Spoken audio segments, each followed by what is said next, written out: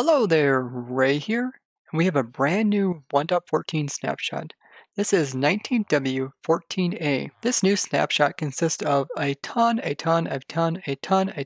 of bug fixes, which is something we really enjoy to see right before they do the pre-releases. But it also contains a couple new features as well. I will be going over all the new 1.14 changes. And don't forget guys, tonight we'll have our Twitch stream where we go ahead and check out the snapshot with the viewers. So you guys can jump on the server with me and actually take part in the testing. You can find more information about that down in the description. Let's get into all the changes. One of the new changes that they came out with this snapshot is that they now made it so that the stray cats, which used to naturally generate with villages, now also naturally spawn.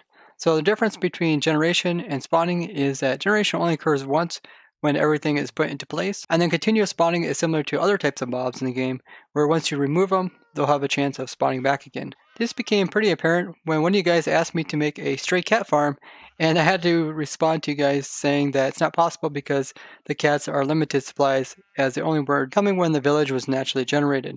But now it's possible to make a stray cat farm. So that's definitely something we could go ahead and build up during our Twitch stream, which is going to be tonight at 9 p.m. Eastern Time. And with this snapshot, they have also made it so that the raids and the pillagers that come with them will no longer be able to open doors. You also heard the bell getting rung when the raid was completed.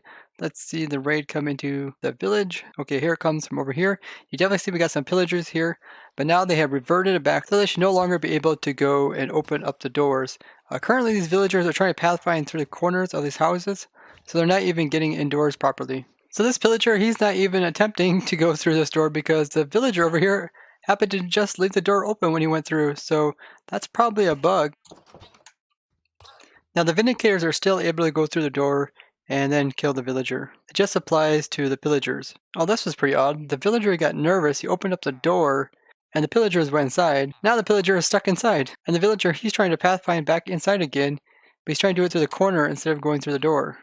Now this snapshot contains a lot of bug fixes. Now when I say a lot, I mean like there's about 50 some bug fixes that they have went ahead and did in this snapshot, which is great to see. I'm going to go over all the major ones that really affect vanilla survival. So they changed the way you crouch and sneak underneath of different types of entities. So some entities have collisions such as like shulkers or like boats, meaning that your player actually collides with them. And before the player could stand up inside of this entity once he got underneath of it, but now you can see my player will continue to stay crouched, even though I'm not holding the crouch key, until I sneak past it, and then my guy will automatically go back up again. So that is pretty cool. That will allow us to do more different types of aligning of entities with boats. But it does seem that they have introduced a bug, so if I go ahead and hop into the boat, you'll see that my player is kind of like messed up. Looks like I'm in swimming mode or something. You can see my collisions like really underneath. Yeah, pig. I know it looks strange. Let me go into F5 mode. Here, this is what it normally looks like. It looks like I'm trying to swim or something. And if I go in the ground, it actually puts the player underneath the ground, which is pretty strange. I guess I would suffocate if I was in survival mode. Let's try it out. Yeah. And that's just if you normally click into it. It's not like I'm doing anything special or anything. It just puts me into swimming mode. But if you do happen to have the boat, so it's partly on the edge, you see your player, how the hitbox is way underneath of it, and then you're able to kind of sit in the boat normally. But of course, once you go like back a little ways, then I go back into swimming mode, which is pretty crazy. Now you can still do like the lighter mode and go underneath the blocks if you want to. And you can see how I got switched over onto underneath of this block when I got pushed over here. And my guy automatically sneaked without me doing anything. So it looks like whatever kind of situation you're in is just going to kind of switch your model between whatever fits best. And if I back out this situation, you see the best fitting is me just standing here. Villages that go into some parts of water will put down planks, and then those planks were actually allowing lily pads to still be placed on top of them during generation. They have removed polar bears from being required in the Monster Hunter advancement, since they're not completely hostile. Now it still seems that you can go from like swimming mode into a dry spot and still be in the swimming mode. And they fix a lot of bugs to do with the player going underneath of stuff in swimming mode or like a lighter mode, and then visually looking like they're standing upwards. They fix a bug to do with different types of like grass as well as podzol, generating underneath of other different types of dirt, similar to the situation here. And then this block here shouldn't have this green top, it should naturally have just normal dirt there. They fix it so that tame cats will no longer become ocelots when updating to 1.14 snapshots. They fixed that kind of visual shadowing that we've seen with glass that was putting like dark spots around them. It seems that they have now fixed it so that pillager outposts can now generate again. They also fixed it so that pillager outposts don't really spawn inside of villages, as well as villages don't spawn inside of each other. They fixed it so that curses on the second item won't be lost when using a grindstone for repairing. They fixed it so that Vex will no longer attack witches. They fixed a bug that strongholds were spawning above the surface. They fixed a bug to do with lighting and world generation, causing black patches or dark spots that would appear in the world. They fixed it so that stonecutters, you don't lose items if you would use the Q button or use the left click button. There seems to be that bug again back in the game where if you push a solid block into you, you fall down into the ground. See, it's pretty strange. And then it kind of like pushes you off to the side and also raise up again. Let's see if we can do that in F5 mode.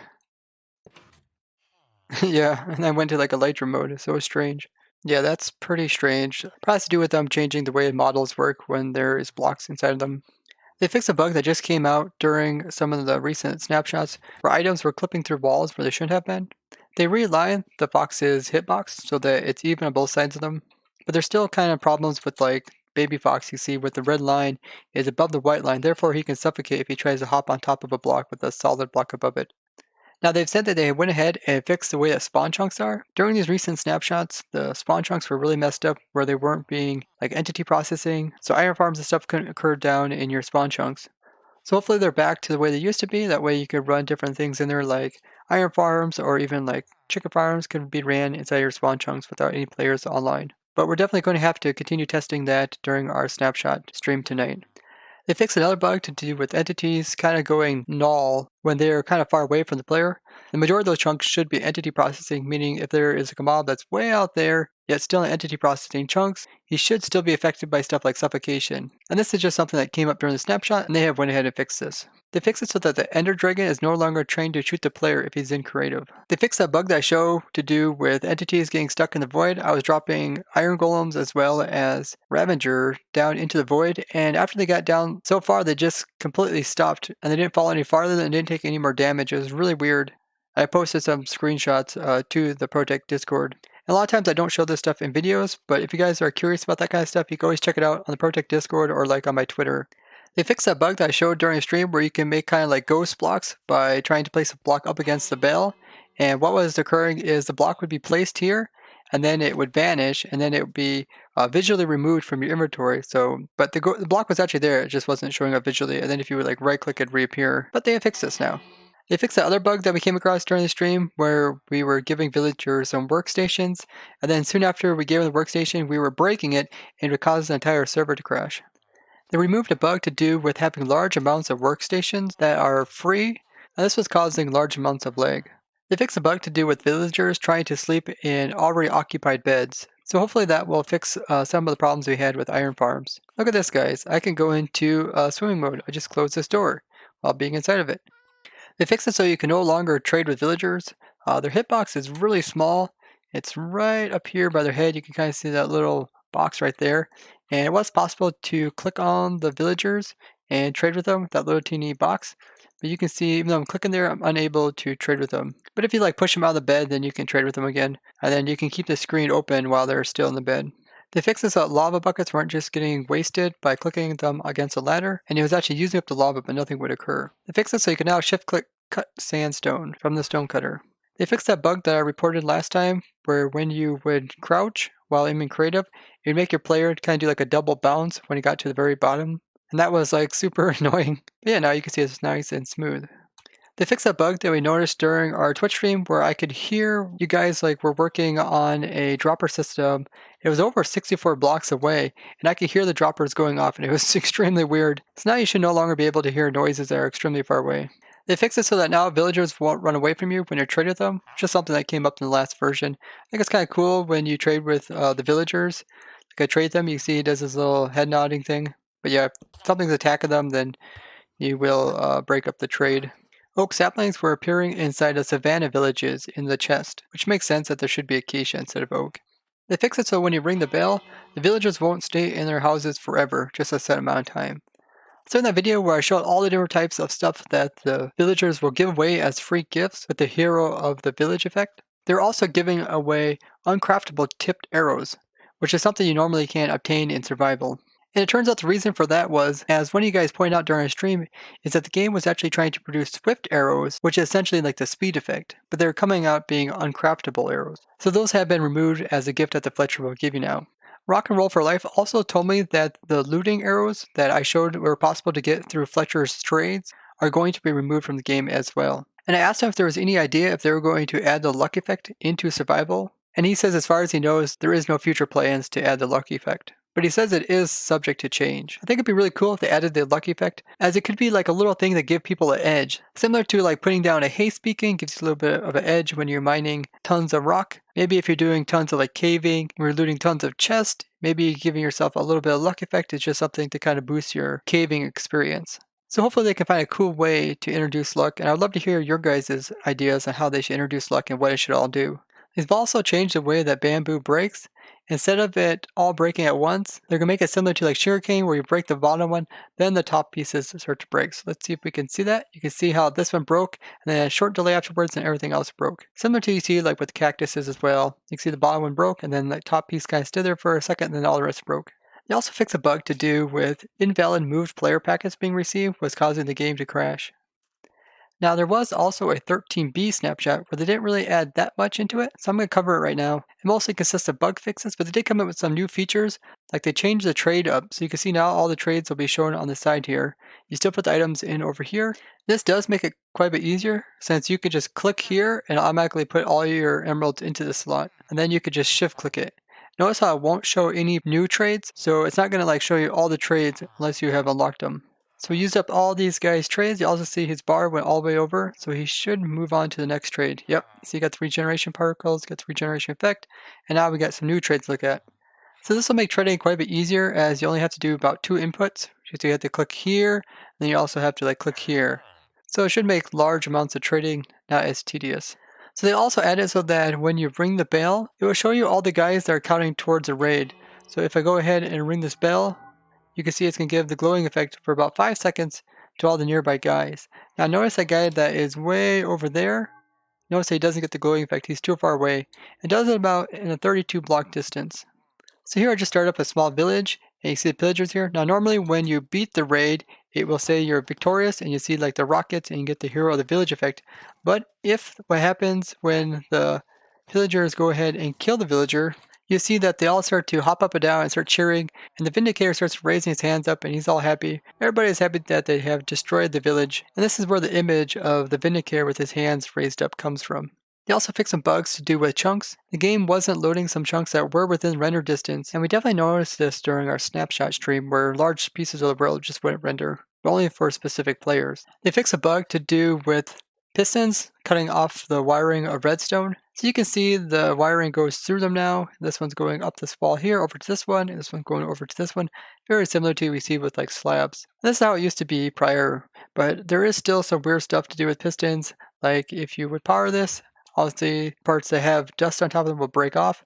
But the weirdest part is that pistons are still considered like a solid block when they are not powered. So if I put this piston down here, I go underneath of here, and look at the F3, you can see that we're currently getting no skylight from this block right here. But you can see when I power it, still show that we're not getting any light through it. But if I unpower it, you see that it flipped over to a skylight of 15. And this is really bad as it creates tons of light updates, trying to let all the light go down through it. And pistons should be transparent to start with. That way they're not always constantly going between a solid type of state as well as like a transparent state. If you have like the piston turn this direction, then when it opens up, it's going to let light through this little crack here. So if you go underneath, you can see that it will stay 15.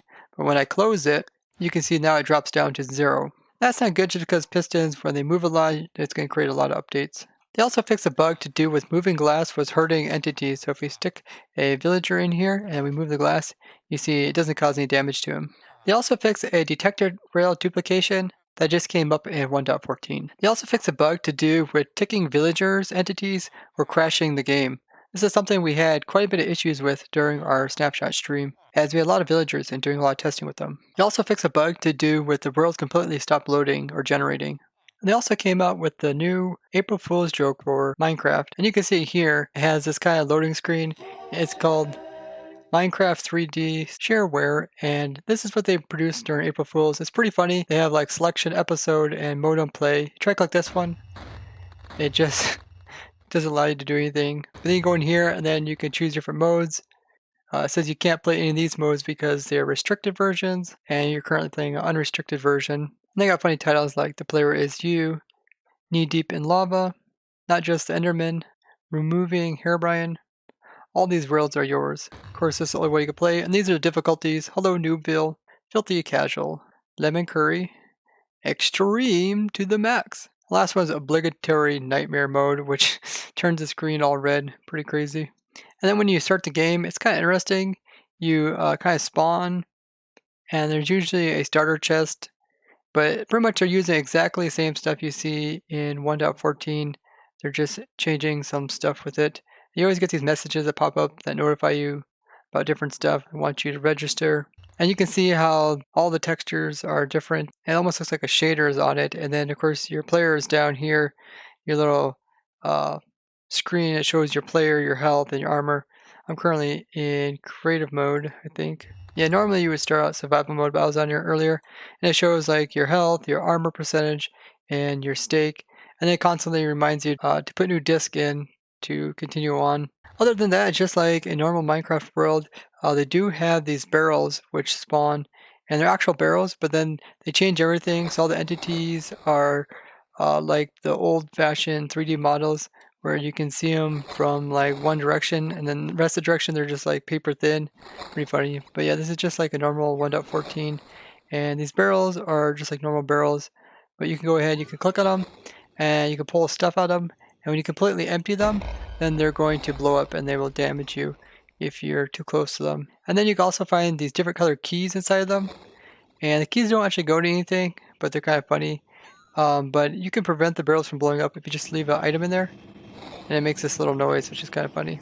Something cool you can do, you can actually go into F5 mode, and you can see how your player is being shown down below. So if I look down, you kind of see how my head is moving for the player down below, but my guy is always facing the same direction. So if I'm walking backwards, I can sprint backwards and do all sorts of stuff like that. And then the hotbar is very similar. You can use like the scroll bar, and you can click to put like all your armor on, and then you can go around and like punch sheep. It's just like pretty much like normal Minecraft, just they changed the view of it a little bit.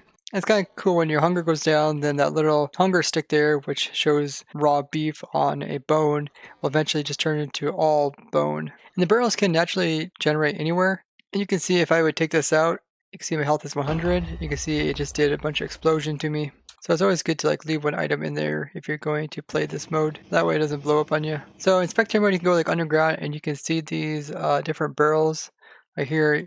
They just naturally generate. Kind of strange. And they actually has some really good stuff. So here's like a multi-shot enchanted crossbow that has multi-shot level 8, which is way beyond what you normally can get in survival. I actually found one that was level 10, and I went to the end dimension and killed the ender dragon with it, which is pretty cool. But the ender dragon didn't like attack me at all, which is strange.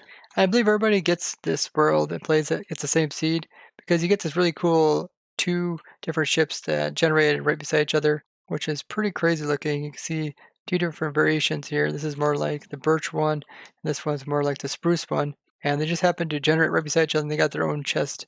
Like this guy has a chest right here. Of course, you get like the normal stuff you would get from these chests. And there's a chest over here with all the goodies in it. And then this ship over here, I think has its own chest as well. Oh yeah, its chest is way over here. I think I already looked into this one before. Yeah. And this world only lasts for 5 Minecraft days, so it's just like the demo variation of Minecraft, and then after that words, it will just delete the game. So it can be kind of a challenge if you're trying to do something and you only got like 5 days to do it. One of the cool things about this, if we go and play in a different difficulty, we played in this difficulty, what it's going to do is constant damage to you while you're running around.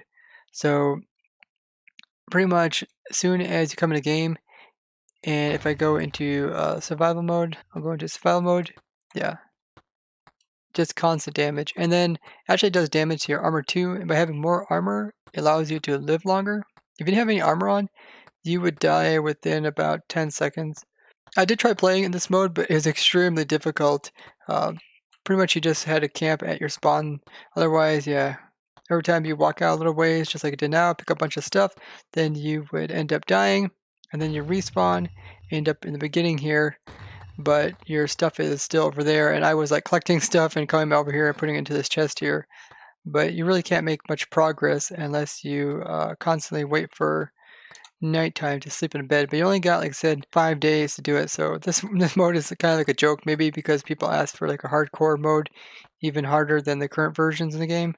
And this is what they gave them. I'm not sure how you would play the game in this mode, but when you do die from this, it says Rays was too soft for this world, which is pretty funny.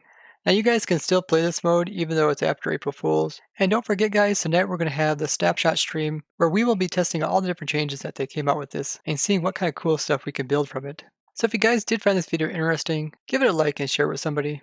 And if you haven't already, go ahead and subscribe. And if you'd like to get notifications of whenever videos come out or whenever I go streaming, go ahead and hit that bell button. And I'd love to hear your guys' opinions about the Snapshot as well as different things you think we should test during our Snapshot stream. You can tell me all that down in the comments, and I'd like to thank you guys for watching. I'll see you guys in the next one.